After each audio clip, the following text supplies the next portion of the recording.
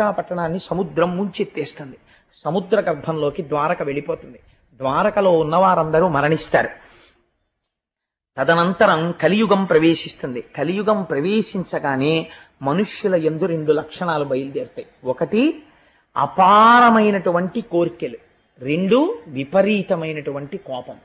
ఎవ్వడూ కూడా తన తప్పు తాను తెలుసుకునే ప్రయత్నం కలియుగంలో చెయ్యడు. ప్రతి వాడికి కోపమే, ప్రతి వాడికి కోర్కెలే. కోర్కెల చేత, అపారమైనటువంటి కోపము చేత తమ ఆయుర్దాయాన్ని తాము తగ్గించేసుకుంటారు.